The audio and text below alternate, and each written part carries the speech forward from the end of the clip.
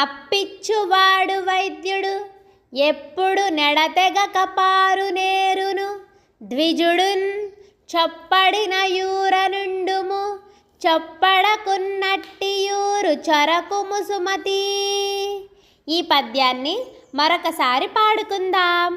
అప్పిచ్చువాడు వైద్యుడు ఎప్పుడు నెడతెగక పారు నేరును ద్విజుడున్ చొప్పడిన యూరనుండుము చొప్పడకున్నట్టియూరు చొరకుము సుమతి. ఇది సుమతి శతకంలోని పద్యము. దీన్ని బద్దెన గారు రచించారు. దీని భావం ఏమనగా, ఓ మంచి బుద్ధి గలవాడా, అవసరానికి అప్పిచ్చేవాడు, వైద్యుడు, ఎల్లప్పుడూ ప్రవహించే నది, మంచి చెడ్డలు చెప్పే పండితుడు ఉన్న ఊళ్ళోనే ఉండు, అవి లేని ఊళ్ళో నివసించవద్దు. ప్రశ్న నుండి పుట్టు పరిణతి జ్ఞానమ్ము, ప్రశ్న తోడ పెరుగు ప్రాభవమ్ము, ప్రశ్న లేక ప్రగతి ప్రశ్నార్థకమ్మురా, నవయుగాల బాట నార్ల మాట. ఈ పద్యాన్ని మరొకసారి పాడుకుందాం. ప్రశ్న నుండి పుట్టు పరిణతి జ్ఞానమ్ము, ప్రశ్న తోడ పెరుగు ప్రాభవమ్ము, ప్రశ్న లేక ప్రగతి ప్రశ్నార్థకమ్మురా, నవయుగాల బాట నార్ల మాట. ఈ పద్యాన్ని నార్ల వెంకటేశ్వరరావు గారు రచించారు. ఈ పద్యభావం ఏమనగా, ప్రశ్నకు జవాబులు వెతకడం ద్వారానే ఈ లోకంలో జ్ఞానం వృద్ధి చెందుతుంది. ప్రశ్నించడం వల్లనే సమాజంలో మనిషి విలువ పెరుగుతుంది. ప్రశ్న లేకపోతే ప్రగతి శూన్యమవుతుంది. చంపదగిన ఎట్టి శత్రువు తన చేత జిక్కెనేని గీడు సేయరాదు, పొసగ మేలు చేసి పొమ్మనుటే చాలు, విశ్వదాభిరామ వినురవేమ. ఈ పద్యాన్ని మరొకసారి పాడుకుందాం. చంపదగిన ఎట్టి శత్రువు తన చేత జిక్కెనేని గీడు సేయరాదు, పొసగ మేలు చేసి పొమ్మనుటే చాలు, విశ్వదాభిరామ వినురవేమ. ఈ పద్యభావం ఏమనగా, ఓ వేమ, చంపదగిన శత్రువు చేతికి చిక్కినా వాడికి కీడు చేయరాదు, తిరిగి ఏదైనా ఉపకారం చేసి పంపిస్తే అదే నిజమైన శిక్ష. మచ్చిక లేని చోట అనుమానము వచ్చిన చోట, మెండుగా గుచ్చితులున్న చోట, గుణకోవిదులుండని చోట, విద్యకు మెచ్చని చోట, రాజు కరుణించని చోట, వివేకులుండిరే అచట మోసమండ్రు సుగుణాకర పెమ్మయ సింగధీమణి. ఈ పద్యాన్ని మరొకసారి పాడుకుందాం.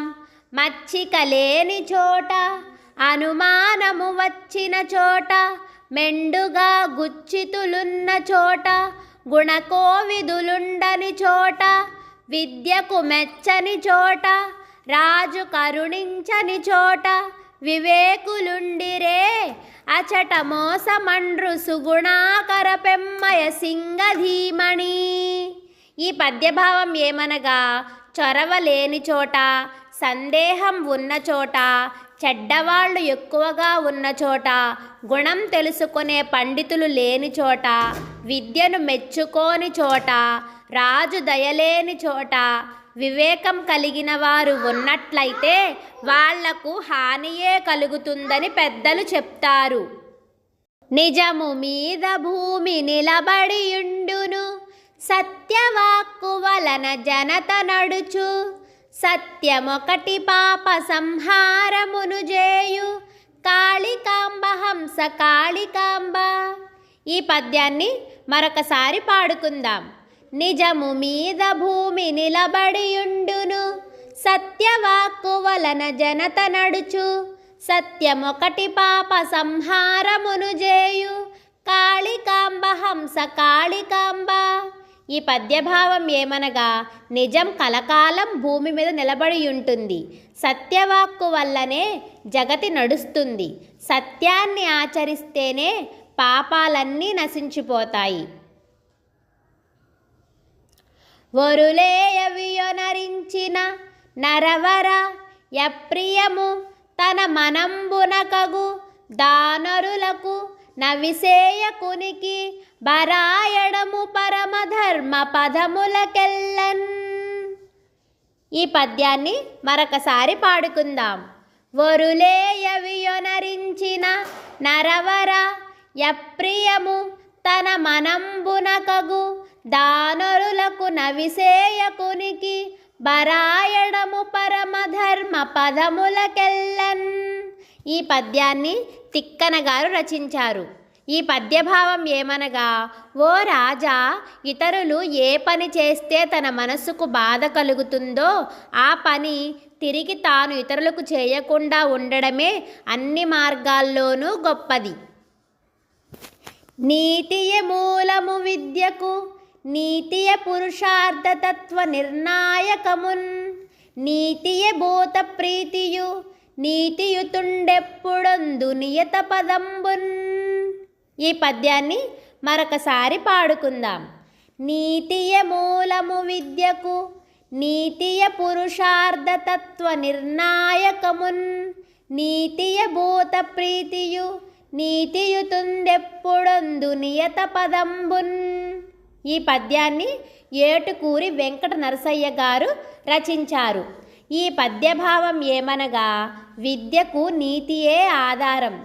చతుర్విధ పురుషార్థ తత్వాన్ని అంటే ధర్మం, అర్థం, కామం, మోక్షం వీటిని నిర్ణయించేది కూడా నీతియే. సర్వభూతాలకు ప్రీతి కలిగించేది కూడా నీతియే. నీతిమంతుడైన వాడు ఎప్పుడూ తనకు తగిన స్థానాన్ని పొందుతాడు. చదువని వాడన్యుడగు చదివిన సదసద్వివేక చతురత కలుగున్. చదువగవలయును జనులకు చదివించెదనార్యులొద్ద చదువుము తండ్రి. ఈ పద్యాన్ని మరొకసారి పాడుకుందాం. చదువని వాడన్యుడగు చదివిన సదసద్వివేక చతురత గలుగున్. చదువగవలయును జనులకు చదివించెదనార్యులొద్ద చదువుము తండ్రి. ఈ పద్యాన్ని పోతన గారు రచించారు. ఈ పద్యభావం ఏమనగా, చదవని వాడికి ఏమీ తెలియదు. చదువుకుంటే మంచి చెడులు తెలుసుకోగలిగిన వివేకం కలుగుతుంది. అందువల్ల మనుషులందరూ చదువుకోవాలి. ఉత్తములైన గురువుల వద్ద నిన్ను చదివిస్తాన్నాయనా, చదువుకో అని హిరణ్యకశిపుడు ప్రహ్లాదునికి చెప్పాడు.